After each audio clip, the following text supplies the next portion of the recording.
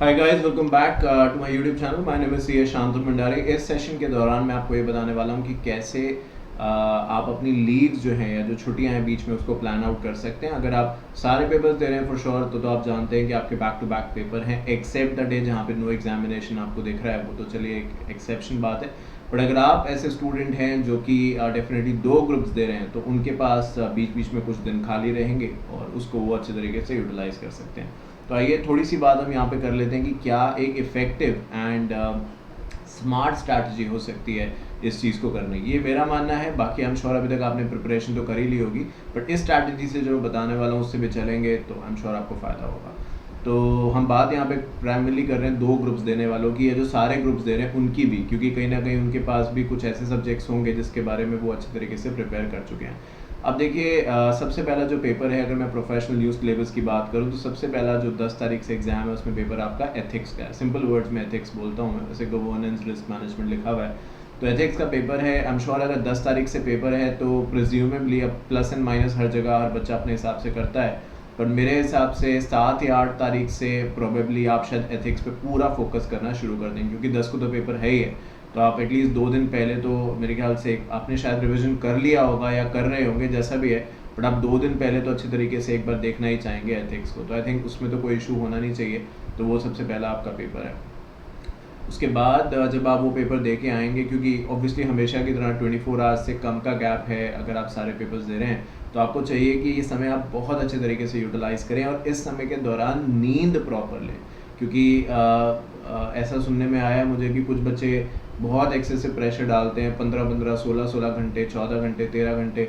I don't think so कि art से कोई फ़र्क पड़ता है ना। ठीक है, मतलब 10 मिनट पढ़ने से भी कुछ नहीं होगा, तो ऐसा भी नहीं है कि हमें पढ़ना नहीं है, एफर्ट्स नहीं लगाने, बट इतना अभी से अगर करोगे ना 15-15 घंटे, अभी जब 10 दिन बचे हैं ऑलमोस्ट एग्जाम में, तो एग्जाम आते आते चांसेस हैं कि आप रेस्टलेस हो जाओगे, नींद आएगी, माइंड जो है वो प्रॉपर फंक्शन नहीं करेगा। तो आई थिंक इन 10 दिनों के अंदर आप एफर्ट्स तो लगाइए, बट साथ साथ जो एक नॉर्मल आपका रूटीन है दिन में, जैसे जो भी आपका रूटीन है पढ़ने का, सोने का, उसके अंदर कोई खास कॉम्प्रोमाइज़ मत करिए। मतलब ये मत करिए कि आप दिन में सिर्फ 5 ही घंटे सो रहे हैं, 6 घंटे सो रहे हैं। मैं जानता हूँ कुछ बच्चे तो नॉर्मली करेंगे 8 से 10 घंटे सोएंगे, जो कि ठीक है, क्योंकि जो ज़्यादा टेंशन लेता है ना, अभी हेयर फॉल के बारे में सुना होगा, मैंने बहुत सारे बच्चों को देखा है फेसबुक पे लिखते हुए कि मेरा हेयर फॉल ये वो XYZ।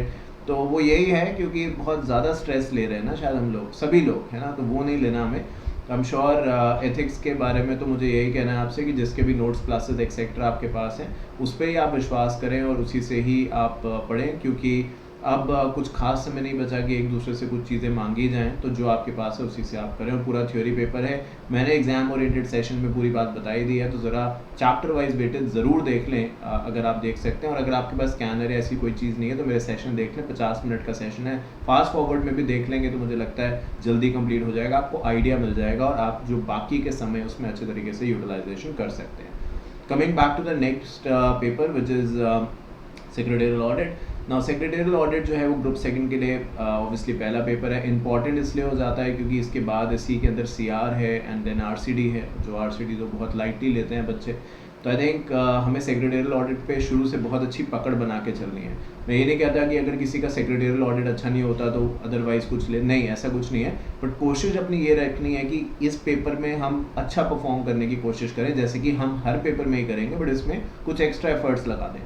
क्योंकि CR में थोड़ा सा एक माइंड में बच्चे कहते हैं, डरते हैं, लगता है, क्योंकि एक एक्चुअली CR में कुछ है नहीं, टू बी वेरी ऑनेस्ट। जो अभी का CR है उसमें ऐसा कुछ है नहीं, पर एक हवा बनाया हुआ है कि CR है, ऐसा कुछ भी नहीं है। It is just like another subject, है ना। तो पहले तो हमें ये अपने माइंड में बिठाना है कि जैसे भाई बाकी पेपर है वैसे ही CR है, तो कोई खास वो नहीं हो रहा। तो सेक्रेटरियल ऑडिट का तो ये है, मेरा सेशन होने वाला है, शायद कल परसों में सेशन होगा, उसको आप देख सकते हैं, वो आखिरी सेशन है, उसके बाद IPR रह जाएगा शायद। बाकी सारे सेशंस हो चुके हैं, एग्जाम सेशंस।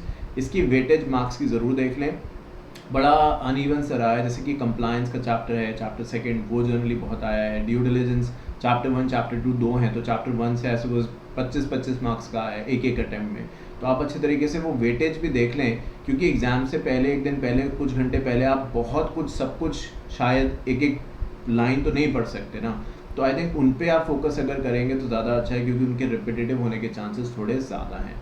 तो ये सेक्रेटरियल ऑडिट की बात है। ऑब्वियसली पूरा थ्योरी पेपर है तो कोई इशू की बात नहीं है। Coming back to the third paper, जो अगेन ग्रुप थर्ड के लिए सबसे पहला पेपर है, that is called as corporate funding. Corporate funding का काफ़ी रिलेशन सिक्योरिटी लॉ से है, ये सभी हम जानते हैं, बट हैविंग सेड दैट हम इसको आसान से नहीं ले सकते, बिकॉज कहीं ना कहीं ये भी हमारे लिए एक स्कोरिंग पेपर का काम कर सकता है, क्योंकि दो इसके बाद जो पेपर है वो हमारे ओपन बुक हैं। अब MDCS तो सभी का है ही है, और उसके बाद चाहे आपने इंसॉल्वेंसी, IPR या जो और कुछ चूज़ किया हो, तो ऐसे सपोज कॉर्पोरेट फंडिंग में भी आपको यही करना है। एक तो सेशन देख लें अगर आपके पास समय हो। सेशन मेरे पास सभी के एग्जाम सेशन मैं करा चुका हूँ, इसलिए बार बार कह रहा हूँ क्योंकि आपका समय बचेगा। आप स्कैनर से मार्क्स की वेटेज निकालेंगे और सब कुछ है, इससे पूछेंगे उससे पूछेंगे, डायरेक्ट जाके देखिए, कोई दिक्कत ही नहीं है। प्लेलिस्ट मैंने नीचे लगा दी है, ठीक है, लिंक लगा दिया, उसमें सबके सेशन है, देख लीजिए। पक्का मैं आपको बोल रहा हूँ उसमें कुछ ना कुछ ज़रूर आपको आएगा। और एग्जाम पेपर्स के जो इंपॉर्टेंट क्वेश्चन हैं, जो मुझे लगता है इंपॉर्टेंट है, जो आ सकते हैं, आए हुए हैं, वो मैंने अपने ऐप पे भी डाल दिए हैं, वहाँ पे फ्री ऑफ कॉस्ट अवेलेबल है, वो आप देख सकते हैं। तो कॉर्पोरेट फंडिंग के लिए आई थिंक जो ग्रुप 3 दे रहे होंगे उनके लिए तो खैर ये पहला ही पेपर होगा, बट अदर देन दैट जो सभी पेपर्स दे रहे हैं या ग्रुप 2 और 3 दे रहे हैं, तो उसके हिसाब से अगर हम बात करें तो ये पेपर जो है ऑब्वियसली अगेन पूरा थ्योरी है। एक आध बार इसके अंदर प्रैक्टिकल आया है, आई सपोज मैंने डिस्कस भी कराया था क्लास में शायद, तो वो आप थोड़ा सा ध्यान रखें उस चीज़ का। और डेफिनेटली जब आप इसको पढ़ें तो आप मेक श्योर करें कि प्रोविजंस वगैरह को आप ध्यान रखें। Now coming back to the fourth paper which is again tax laws, जिसको लेके बच्चे थोड़ा सा रहते हैं कि भाई टैक्स में कहाँ से क्या आ जाए, क्योंकि टैक्स की सबसे अलग बात जो जब मैं CS कर रहा था उससे पहले और आज और हमेशा रहेगी, वो ये कि कितना भी आप पढ़ लीजिए वो कम ही लगता है, बिकॉज एक तो इतना बदलता है, इतना जल्दी बदलता है, तो बहुत ज़रूरी है कि हम अपने आप को अपडेटेड रखें इसके लिए। अब इसके लिए यहाँ पे जो मेरा सजेशन है, मैं टैक्स तो नहीं पढ़ाता, बट जो मेरा सजेशन है आपके लिए वो यही है कि अगर आप ऐसा है आपके कि मान लीजिए आप ऑब्वियसली ग्रुप फर्स्ट और सेकंड दे रहे हैं, तो आपके पास कॉर्पोरेट फंडिंग का दिन तो बचता ही है, तो वहाँ पे तो आप टैक्सेशन एनीवे करने ही वाले हैं। बट अदर देन दैट भी टैक्सेशन के लिए जो भी आपके पास नोट्स हैं और जो पास्ट पेपर्स हैं, मेरा बार बार एम्फेसिस रहेगा जो आपकी गाइडलाइंस आंसर है उनको एक बार देख लें। बहुत ज़्यादा पुराने नहीं, 5-5 4-4 साल पुराने नहीं, 3 अटेम्प्ट प्रोफेशनल के देखो हुए हैं न्यूज़ सिलेबस के अंदर, उसको अगर आप देख लेंगे ना, तो मुझे ऐसा लगता है कि चाहे टैक्स हो चाहे कुछ भी हो, उसमें से कुछ ना कुछ आना तो तय है। अब वो एग्जैक्टली वैसा का वैसा नहीं आएगा, बट कुछ ना कुछ आ सकता है, इसके पूरे चांसेस हैं। तो आई थिंक वो एक अच्छी स्ट्रैटेजी रहेगी इस समय में जो बच्चे देखना चाहते हैं उसे। Coming back to the second, group second का पेपर जो है विच इज़ CR। अब देखिए CR को लेके जैसे कि मैं आपसे कह रहा था कि भाई एक ऐसी चीज़ है जिसको हम कुछ ज़्यादा इम्पोर्टेंस देते हैं, बहुत डर मानते हैं कई बच्चे एटलीस्ट, पर ऐसी कोई बात नहीं है, क्योंकि ये भी पेपर 100 मार्क्स का ही है, ये भी पेपर 3 घंटे का ही होता है, सब कुछ नॉर्मल है, वैसा ही है। तो सबसे पहले तो इसको नॉर्मलाइज करें, कोई अब वो वाली बात नहीं है, सब कुछ नॉर्मल है, सबसे पहले तो ये समझें। अब CR के लिए मैं आपको रिकमेंड करूंगा कि आपके पास देखिए 2 मॉड्यूल्स हैं, पार्ट 1 पार्ट 2। प्राइमरली पार्ट 2 जो है वो इंसॉल्वेंसी से डील करता है, प्राइमरली है ना, मेजॉरिटी उसी की तरफ डिवोटेड है। और आई थिंक वो इजी इसलिए भी हो जाता है कुछ एक्सटेंट तक कि जो बच्चे ग्रुप 3 में इंसॉल्वेंसी जिन्होंने चूज़ किया है उनके लिए काफ़ी, मैं ये नहीं कहता चैप्टर्स एग्जैक्टली सेम है, बट काफ़ी कंटेंट आपको मिलता जुलता नज़र आएगा। अब ऑब्वियसली 2 सब्जेक्ट बनाए हैं तो कुछ ना कुछ तो अलग वो रखेंगे ही, बट येस कुछ ना कुछ मिलता नज़र आएगा। तो जो प्राइमरली आपके लिए एक देखने की चीज़ है वो बेसिकली ग्रुप सेकंड के अंदर जो CR का पहला मॉड्यूल है वो थोड़ा सा ज़्यादा देखने की बात है अगर आपके पास ग्रुप 3 में इंसॉल्वेंसी है। क्योंकि अगर मान लीजिए IPR लिया है, जिसके अपने फ़ायदे हैं क्योंकि IPR सबसे स्कोरिंग बताया जा रहा है, बट एनीवे तो आई थिंक जब आप CR की बात करते हैं तो एक दिन पहले ये 800-1000 पेज की बुक पढ़नी ऑब्वियसली मॉड्यूल से है, जिससे भी पढ़ रहे हैं पॉसिबल नहीं है। तो आप यही करें, जो भी अभी तक आपने नोट्स बनाए हैं, जो गाइडलाइंस आंसर हैं, जो प्रीवियस जैसे मैंने बताया 3 अटेम्प्ट्स के हैं, वो एक बार आप ज़रूर देख लें। मुझे ऐसा लगता है उससे ज़रूर कहीं ना कहीं कुछ ना कुछ ज़रूर आएगा।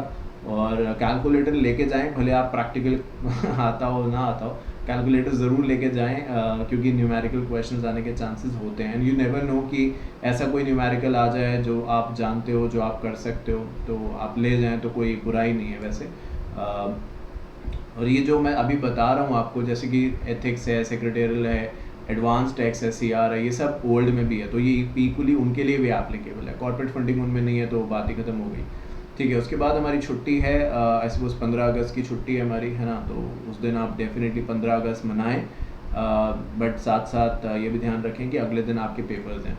अब ये वाली छुट्टी हमारे लिए बहुत इंपॉर्टेंट है, बिकॉज इसके बाद जब हम CR का पेपर दे के आते हैं तो हमारे पास जो पूरा CR का पेपर देने के आने के बाद जो दिन बचता है, समय बचता है, क्योंकि आई सपोज 10 से कितने बजे तक है, 10 से 1 बजे तक है, ठीक है। जहाँ भी आप रहते हैं, सेंटर कईयों का दूर होता है, कईयों का पास होता है, तो 1 डेढ़ 2 घंटे में आप मैक्सिमम घर शायद आ ही जाएंगे, है ना। जनरली इससे पहले ही आ जाएंगे, बट चलिए मैं जनरल मान लेता हूँ।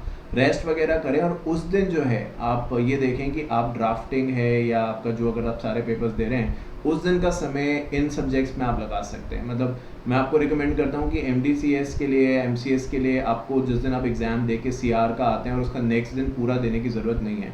जिस दिन नो एग्जामिनेशन है उस दिन आप MCS को पूरा का पूरा समय दे सकते हैं, बट जब आप CR का पेपर दे के आते हैं तो उसके बाद RCD आप थोड़ा सा देख सकते हैं, या ड्राफ्टिंग एज अ केस में भी जो आपका ग्रुप आप दे रहे हैं। द रीज़न बीइंग MCS के लिए मैंने अभी सेशन किया था, आपने आई एम श्योर देखा होगा, नहीं तो देख लीजिएगा। मेरी ये रिकमेंडेशन है, now this is just my recommendation, जो आज तक ट्रेंड रहा है उसमें 40 मार्क्स की केस स्टडी, 10 मार्क्स के 4 क्वेश्चन, बाकी 60 मार्क्स का पूरा मॉड्यूल से आया है। मैंने प्रूव कर दिया है। कई बच्चे कहते हैं कि नहीं सर ऐसा नहीं हो सकता, आप गलत बोलते हैं, तो मैंने प्रूव कर दिया है। इसका सेशन मैं करा चुका हूँ, यूट्यूब पे लिंक पड़ा है, देख सकते हैं। और वो पेपर्स और उसके आंसर्स जो पहले के 3 अटैम्प्ट के हैं हमारे मोबाइल ऐप पे मैंने अपलोड कर दिए हैं, तो वहाँ से डाउनलोड करके मिला लेना, सारे आपके बुक की केस स्टडी से ही आ रहा है। तो मुझे लगता है एक दिन काफ़ी होगा, क्योंकि एक दिन भी क्या, उसमें बेसिकली आपने कुछ खास नहीं करना। अगर आपने सब कुछ पढ़ा हुआ है, शॉर्ट नोट से पढ़ा है तो एक अलग बात है, बट अगर जिसने मॉड्यूल से पढ़ा है, मैं आपको ये बता दूं, मॉड्यूल से पेपर ये पढ़ना बहुत बहुत ज़रूरी है, क्योंकि इसके अंदर डिटेल आएगी लिखने को। और वो दिक्कत हमें जनरली तब महसूस होगी जब 10 मार्क्स का आएगा और जो भी नोट्स हैं मेरे पास वो बड़े शॉर्ट में थे और पढ़ने में आसानी हुई। तो जितना मैंने पढ़ा वो 5 मार्क्स का पढ़ा, पर मैं लिखूँ अब 10 का कैसे, क्योंकि मैंने पढ़ा ही 5 का है। तो मॉड्यूल आई थिंक बेस्ट है इसकी अप्रोच इस पेपर के लिए। बट अगर अभी मॉड्यूल से आपने नहीं पढ़ा, कहीं से पढ़ा है, नोट से पढ़ा है, तो ठीक है, जो अभी पढ़ा है वो अब हो गया सो हो गया। बट मैं एक जनरल एग्जांपल आपको बता रहा हूँ, जो बाद में भी बच्चे सेशन ये देखें उनके लिए भी एक एग्जाम्पल है ये। और ड्राफ्टिंग के लिए आई थिंक मैं बार बार कहता हूँ कि जितना ज़्यादा प्रैक्टिस करेंगे उतना ज़्यादा अच्छा रहेगा। सो ड्राफ्टिंग में आप ज़रूर फॉर्मेट्स का ध्यान रखें, है ना। और जो आपकी छुट्टी है 15 अगस्त वाली, उसमें तो आप MDCS पढ़ने वाले हैं, बट कॉर्पोरेट रीस्ट्रक्चरिंग का जो पेपर होगा उसके बाद जो समय बचा है उसमें आप ड्राफ्टिंग थोड़ा सा देख सकते हैं। अगर आप ग्रुप 1 दे रहे हैं तो आप ड्राफ्टिंग जो है वो वहाँ पे दे सकते हैं। तो क्योंकि लिखने से थोड़ा सा ज़्यादा एफर्ट्स लगते तो हैं, बट आई थिंक वो ज़्यादा समय तक याद रहता है, प्लस आपका कॉन्फिडेंस जो है वो बढ़ता है। और आपको ये तो पता ही है कि ड्राफ्टिंग पूरा थ्योरी पेपर है, तो इन दैट केस बहुत ज़रूरी है कि right from the first minute, first hour हम चीज़ों को अपने कंट्रोल में रखें। क्योंकि जो बाद में नौबत आती है ना पेपर छीनने की, वो इसीलिए आती है क्योंकि हमने शायद या तो ज़्यादा लिख दिया या तो ज़्यादा समय लिया लगाने को, लिखने को किसी भी चीज़ में। आई थिंक ये चीज़ हम शुरू से अगर ध्यान रखेंगे तो चलेगा, मतलब थोड़ा सा आई थिंक बेस्ट रहेगा, बेटर रहेगा। कमिंग बैक टू RCD, देखिए RCD के बारे में आप ज़रूर सुनते हैं मुझसे बार बार कि भाई RCD को बहुत लोग लाइटली लेते हैं, और ये आई थिंक कुछ एक्सटेंट तक तो सच भी है, ऐसा करते हैं बच्चे। मैं आपको रिकमेंडेशन करता हूँ, बड़ी स्ट्रॉन्ग रिकमेंडेशन करता हूँ आज यहाँ पे कि RCD को लाइटली मत लीजिएगा, है ना।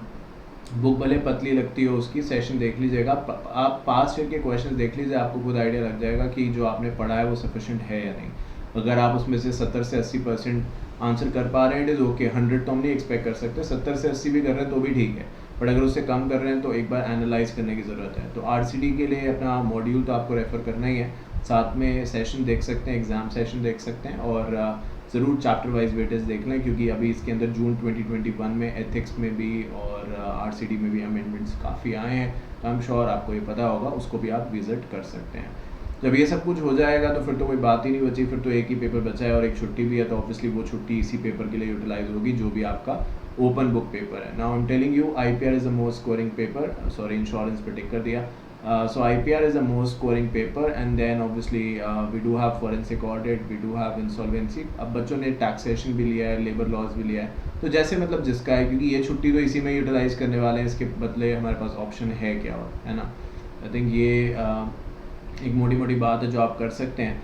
अगर ओल्ड वालों की हम बात करें तो देखिए ओल्ड में जो पेपर डिफरेंट है, जो सेम है वो तो ऐसे ही चलेंगे जो मैंने बताया। जो डिफरेंट है कंपनी सेक्रेटेरियल प्रैक्टिस, जिसको एडवांस कंपनी लॉ आप कहते हैं, तो वो सबसे पहला पेपर है, तो उसके लिए आप पढ़ ही रहे होंगे। इंफॉर्मेशन टेक्नोलॉजी अगेन ये एक ऐसा सब्जेक्ट है जो पूरा थ्योरी है, तो इन दैट केस इसके आपने कोई नोट्स तो बनाए होंगे, हो सकता है थोड़ा बोरिंग भी सब्जेक्ट लगता हो, बट अब जो है वो तो हमें करना ही है in that case. I think ये बात है। और उसके बाद FM सभी जानते हैं कि प्रैक्टिकल पेपर है, प्रैक्टिकल क्वेश्चंस इसके अंदर आते हैं। तो जो बच्चे ग्रुप फर्स्ट और सेकंड आई सपोज दे रहे हैं, उनके पास ग्रुप थर्ड नहीं दे रहे जो बच्चे, उनके पास ये वाला दिन खाली रहेगा, स्पेयर रहेगा, छुट्टी रहेगी उनको। तो इन दैट केस उस दिन वो चाहें तो थोड़ा सा समय FM को दे सकते हैं। तो मतलब मैं ये सजेशन आपको इसलिए दे रहा हूँ बिकॉज आई फील कि कहीं ना कहीं जो समय है वो बीच में भी है, और अगर सही से यूटिलाइज़ किया जाए तो आई एम श्योर वो आपको बहुत मदद करेगा। तो आई थिंक ये मोटी मोटी बात है। आई एम श्योर एग्जीक्यूटिव वाले कह रहे होंगे कि सर हमारे बारे में तो आपने कुछ नहीं बताया। अब देखो, एग्जीक्यूटिव में तो अभी हम ग्रुप 1 ही पढ़ा रहे हैं, ग्रुप सेकंड मैं स्टार्ट करने वाला हूँ सिक्योरिटी लॉ से, तो उसमें कोई बात नहीं है। सिर्फ इतनी सी बात है एग्जीक्यूटिव के न्यू सिलेबस की अगर मैं बात करूँ तो अभी हम क्या पढ़ा रहे हैं, JIGL पढ़ा रहे हैं, और क्या पढ़ा रहे हैं, कंपनी लॉ पढ़ा रहे हैं, सेटिंग अप पढ़ा रहे हैं, ये 3 सब्जेक्ट्स पढ़ा रहे हैं, बाकी सिक्योरिटी लॉ स्टार्ट करने वाले हैं। तो इन दैट केस इसमें तो क्या ही कहना, क्योंकि इसमें तो जो भी हम सब्जेक्ट पढ़ा रहे हैं उसमें हर में एक एक छुट्टी तो है ही है।